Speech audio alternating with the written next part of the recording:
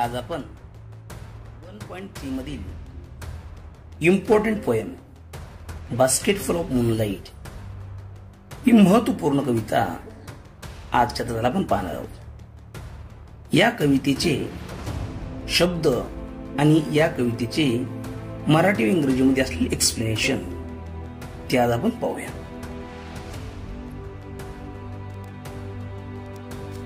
Stanza number 1, O moon give me moonlight, basketful or 2 baskets full with seeds of moonlight.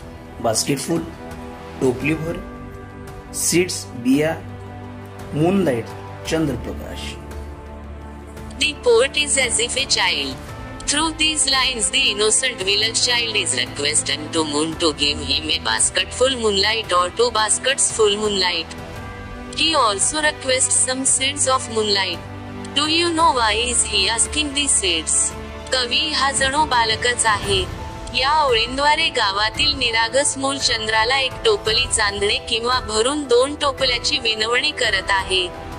तो चंद्रप्रकाशाच्या काही बिया देखील मागतो। तो बिया का विचारतोय माहित आहे का? Stanza number 2, from the city to my village, on the sides of the path, I want to so many small moons of light. The whole village goes to the city daily to work. Path मार्ग, so पेरणे, moonlight चंद्र प्रकाश, daily दररोज।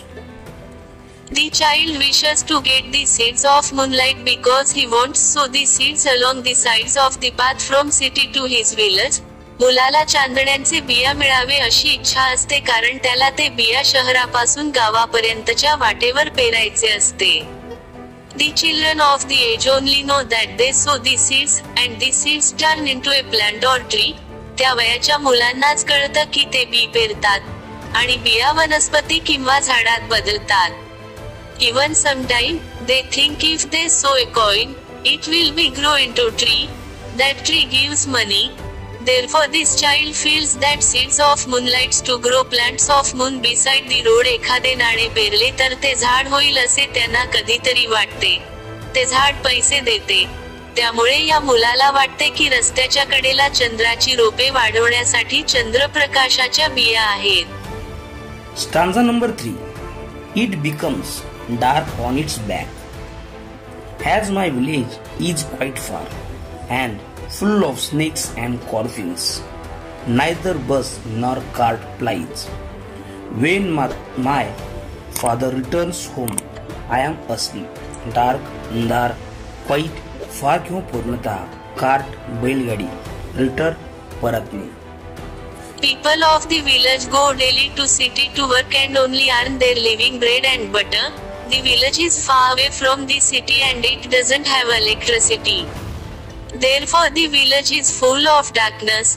गावातील लोक रोज शहरात कामासाठी जातात आणि फक्त आपला उदरनिर्वाह करतात। गाव शहरापासून दूर आहे आणि तिथे वीज नाही। त्यामुळे गावात अंधार आहे। The village road is very tough and dangerous to walk all especially at night.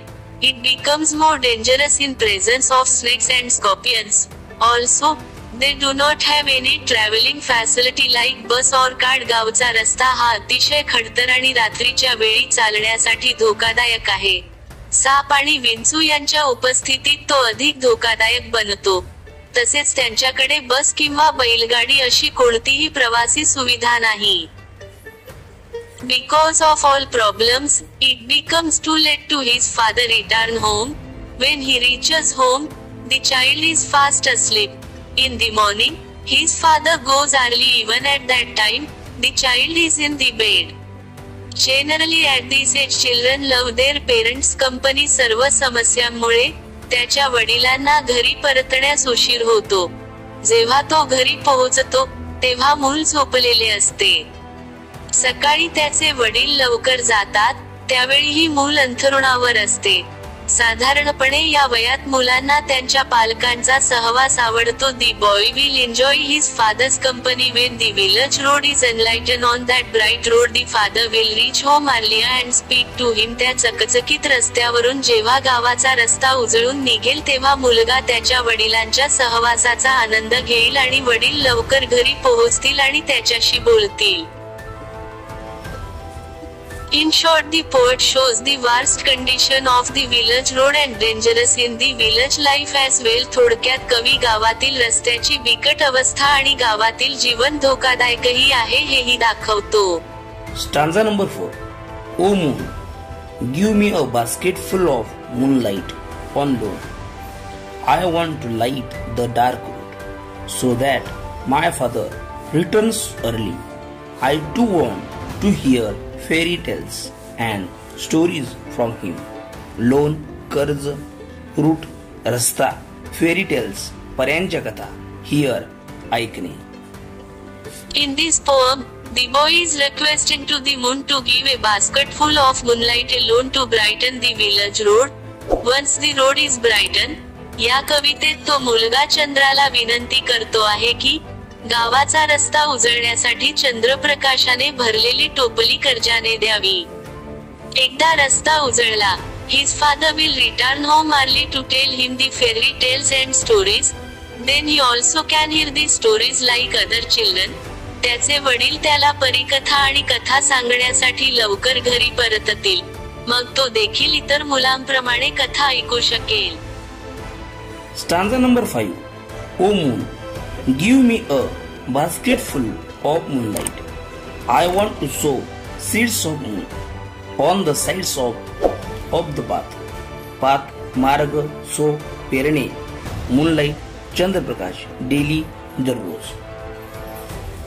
The child is requesting to the moon to give him a basket full of moonlight and seeds to sow the sides of the road. मूल चंद्राला विनंती करत आहे की त्याला एक टोपली चांदणे आणि रस्त्याच्या कडेला पेरण्यासाठी बिया द्या.